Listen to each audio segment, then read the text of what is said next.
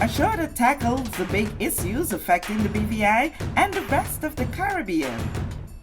Searches for answers to today's big questions and gives viewers a unique perspective on developing stories. Follow the big story with me, Kathy Richards, only on JTV.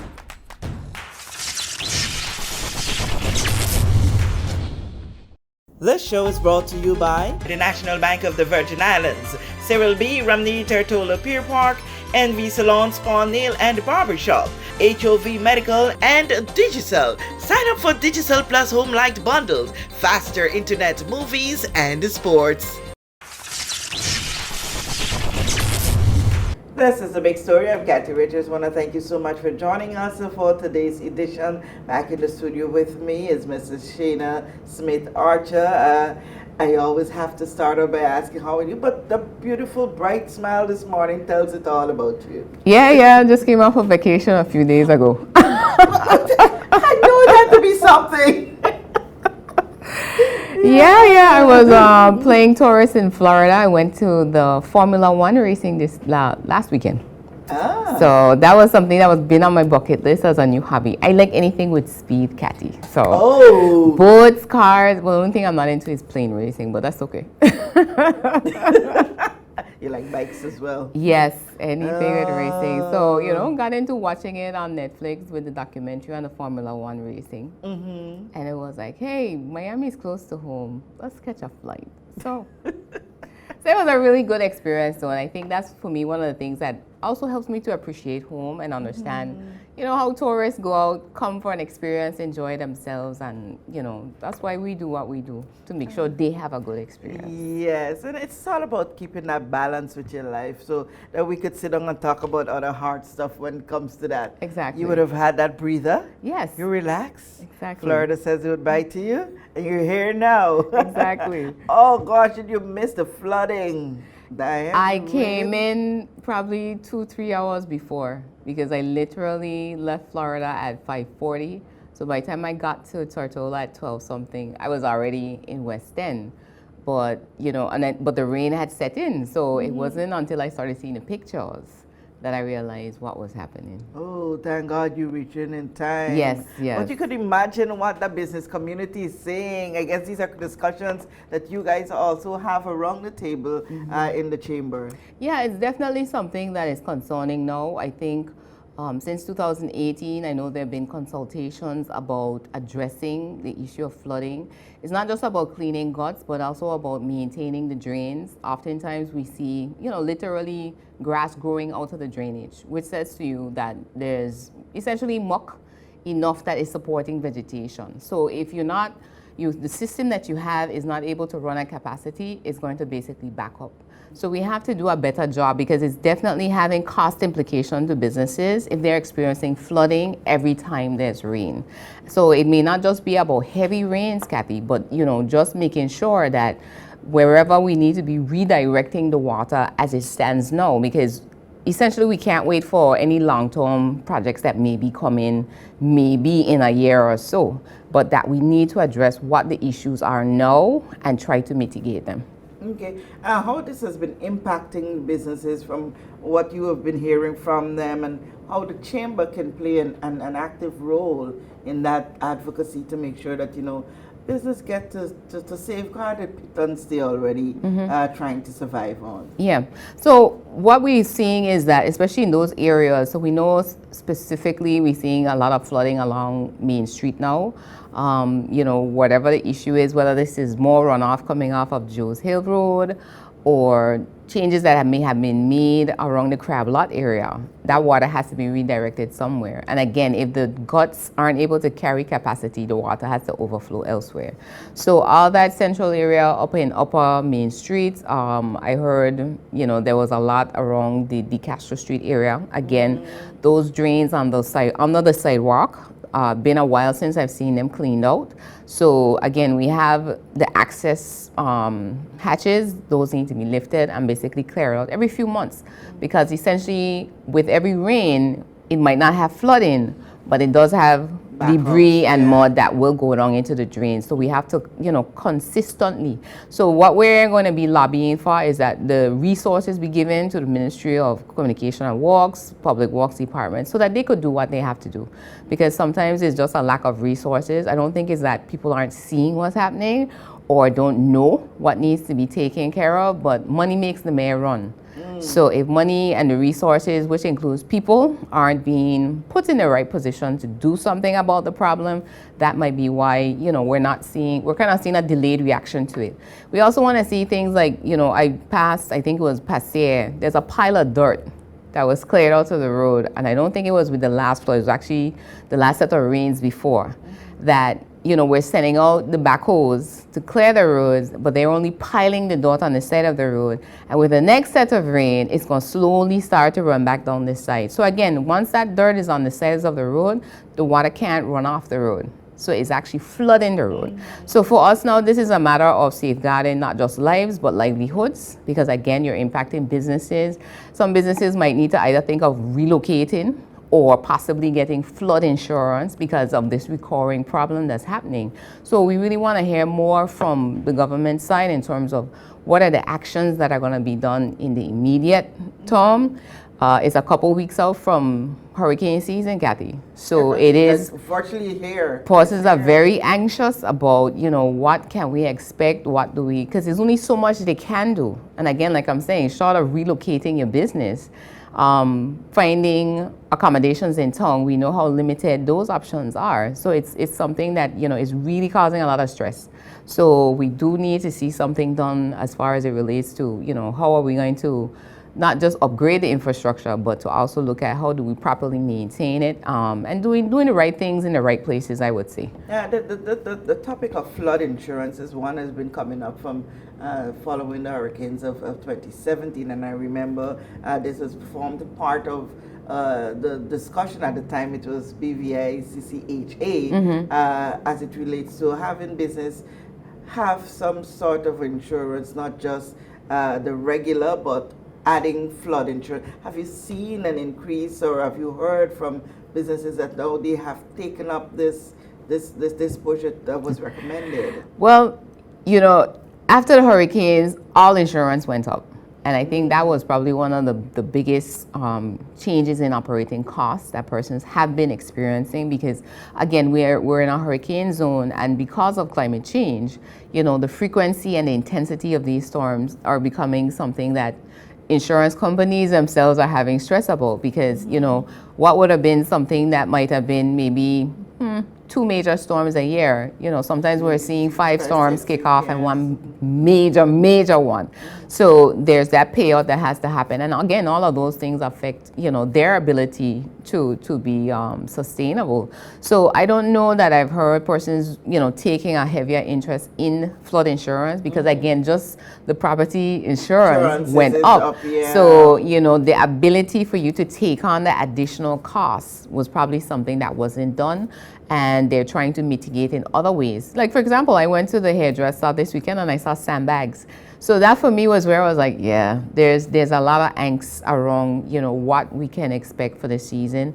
They've already forecasted that it's going to be a busier one. A very busy one. Than last year. So again, all of that is something that we really have to be proactive. I think for us, that's where we want to come out now and start to talk about it, to say to businesses, let us know some of the specifics around what you're experiencing, but also to start the lobby to government to say, hey, we really need to see some action on this. Not just talking about it anymore, but to actually see persons out there clearing the drains, making sure the guts. One of the things I see that I find is very curious is that we're just pushing over the dirt in the guts. I remember when we used to actually dig down into the guts. And again, you sent out the excavators with the trucks to basically pull this stuff out, because again, the guts are basically shrinking because we're not taking the stuff out. And if more rain is coming, voila, we basically Rotong turns into a pond, which it actually was initially. So this is something we have to learn from our history as well, because we know it's reclaimed land. So therefore it tends to be low lying. You have the issue of, we can't predict when there's going to be high tide. So a high tide, the guts drain in the sea. So the higher the tide, the slower the rate of the drain off. So this is the engineer in me kicking in, Kathy. Yes, yeah. So it's kind of like, okay, guys, so what are we doing? Because we know what our limitations are. We know what the constraints that we have to manage and engineer around. So it's not something that's insurmountable. It's not that we can't figure this out, but we really have to start. And the starting point would be, all right, let's clean the guts and the drains, make sure these sidewalks, I mean, some drains, they're literally completely blocked up. For example, the parking lot next to CIBC. That's, when it's not full of water, you actually look at the center drain, it's completely blocked with mud. So whether we build drains that, again, weren't easily accessible in terms of maintaining them, that's another thing that we have to look at and that we go back and correct. Okay, there's one other thing that we need to look at. It's our responsibility, because a lot of the stuff that we see coming into those guts are garbage. Litter. Things that we're littering. But we leave that conversation for another time. We want to stick on the business right now. They are in a state of, for some small businesses, in a state of panic. When they look at now, we're looking at whether or not we're going to have a minimum wage increase. Well, yes. This was the Chamber was a part of the advisory committee, first off, and I was the one that participated, and we had several interesting conversations around this. And some of the key highlights I think that we tried to bring forward in this is that while we understand that we want to always be looking at how do we improve the standard of living, there are different ways to do that, because for us, first and foremost, if you have a strong, resilient economy, Kathy, businesses will be in a position to pay better wages above the minimum wage. That's the first thing. So, and I say that in terms of thinking that the majority will do this. I know persons will point out and say, there are those that barely paying the minimum wage. But I think for the most part that most business persons, they understand, they know what the cost of living is in the country. So they would appreciate that if I pay someone at $6, by the time they take out the deductions, you're already below this. So, and if we have already established that, it takes more than $6 an hour to survive basics, that we have to try to do a little bit better. So the survey data, the report will come out and bear this out in terms of, one of the questions we asked businesses was, what do you pay as your minimum? So, whether persons are already paying maybe at $8, $10, depending on the industry, because that's one of the other key things that is not going to be across the board. We would have to see increase, but that there are certain industries that would be paying at minimum wage already that would be impacted, right off the bat with it. So I'm not saying, and I can't say, because the report would have gone to the minister, but we already know that, again, based on where we are currently, it would behoove us to look at the increase. The question is how much. And I one of the recommendations that I made from the Chamber's standpoint also was looking at how we do it progressively.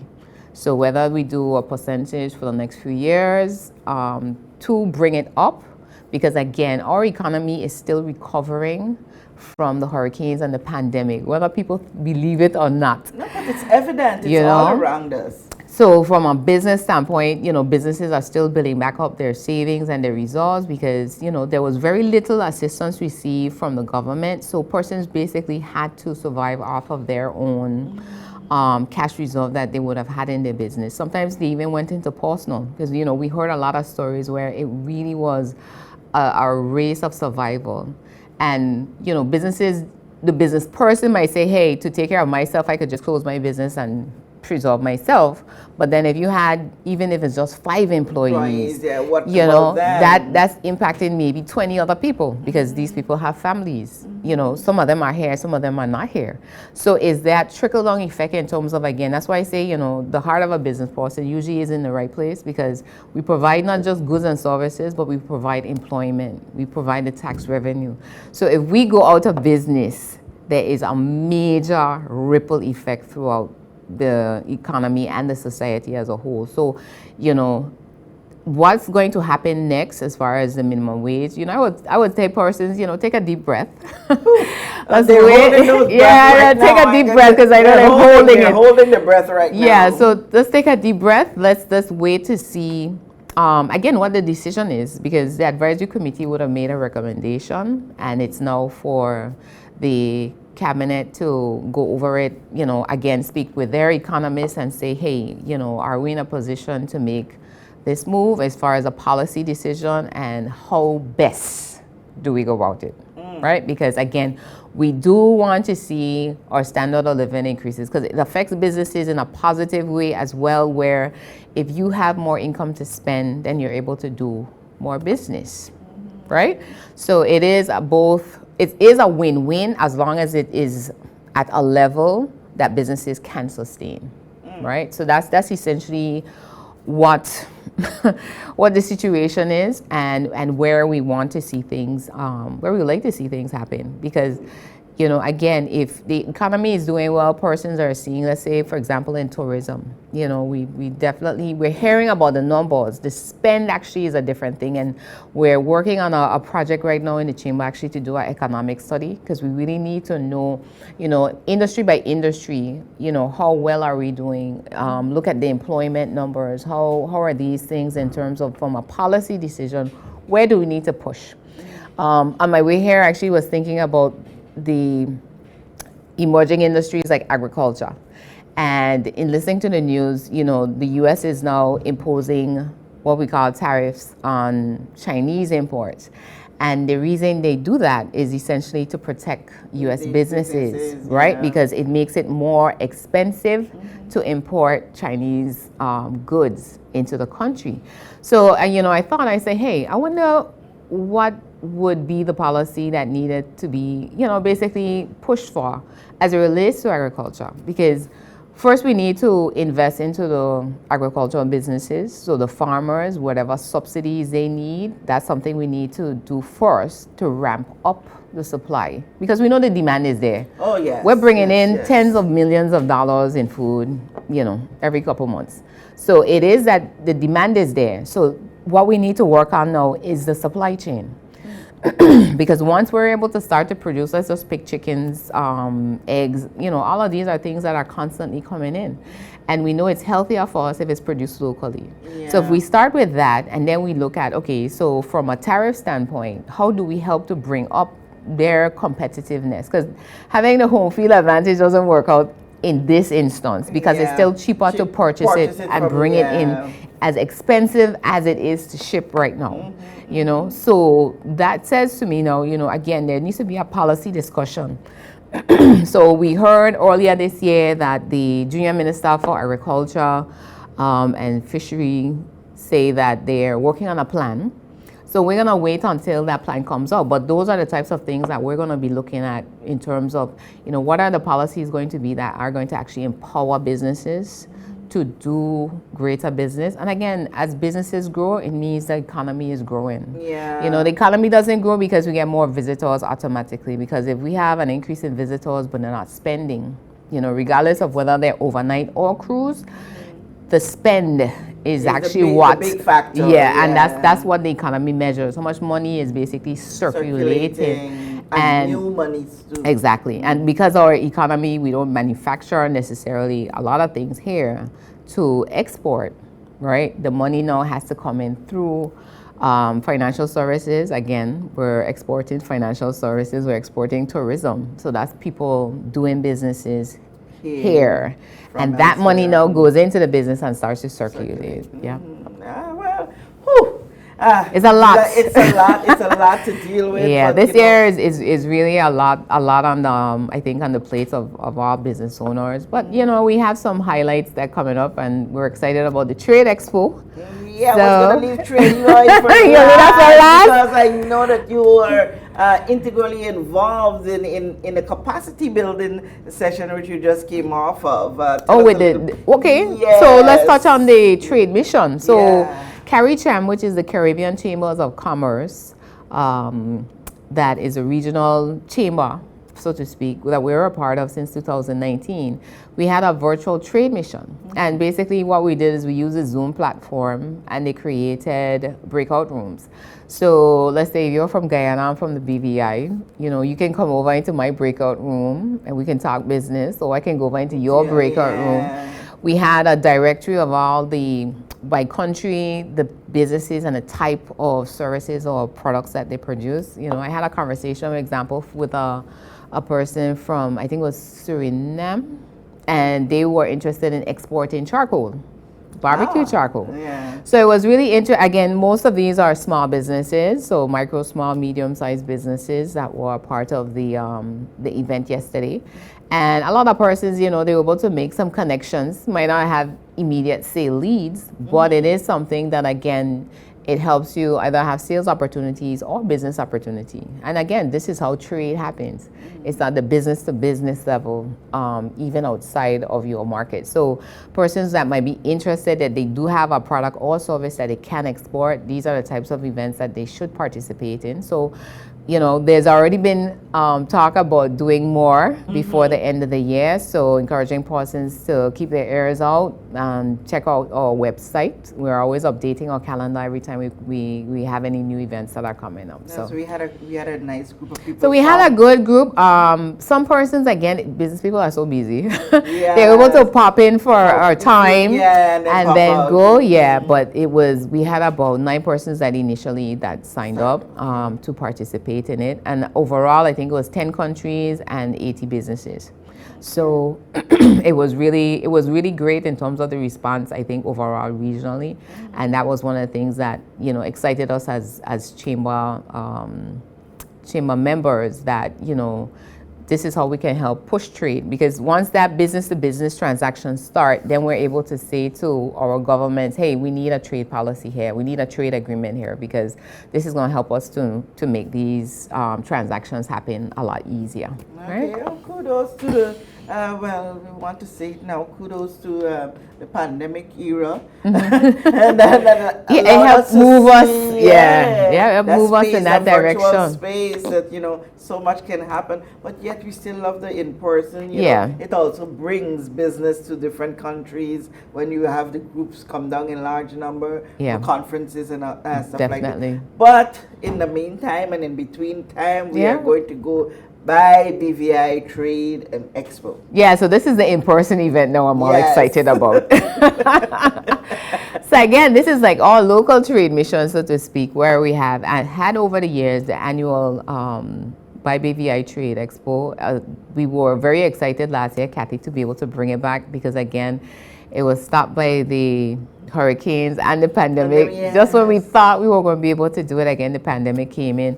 So it was 6 years since we had it last year, and it was late. So persons already were asking, well, why is it so early? Well, it's actually reset back to where it usually is, right? At the beginning of summer. So save the date. It will be in May 2025 and going forward. So this weekend, 17th and 18th, Friday and Saturday, we are going to be at the Multipurpose Sports Complex. Starting from 10, we open up the doors, running until 6. We have over 30 micro, small, and medium-sized businesses. Nice. I also want to give a big shout out to Unite BVI. They not only came on board as a sponsor, but they offered registration assistance to small businesses who needed assistance essentially with the registration fee, because there's a lot that goes into, you know, the 2 days from a cost standpoint. So we can appreciate a person say, hey, I would love to do this, but, you know, we're not able to at this time, because again, some of them are just starting off as in their businesses. So the revenue isn't there yet, but again, the opportunity to come and showcase to hundreds of Virgin Islanders, to let persons know you're here as a business person, is a way to get you started. So that was something for us that they came through last year, did the same thing, and this year they did not let us down. So I'm really thankful for that. We also had Banco Popular did the same for a business person. So we're excited to see, you know, what they come with this year. There's the booth competition, so we'll be giving out 3 awards. There will be best biz pitch. So we're going to have a panel of judges that go around. So they have a choice if they want to participate as well. Because some persons, you know, again, depending on where they are, they might decide, okay, I'm not ready this year. I want to see how things are first, and then I'll participate in the award competition. But best biz pitch, best, most creative, and then there's the people's choice. So this is us asking the public to go around to all the booths and essentially vote for the one that you feel had the best customer experience. Awesome. Because again, a lot of thought goes into sometimes what we saw last year. The most creative booth last year, I mean, it was awesome. They had like green walls and all sort of stuff set up. So good.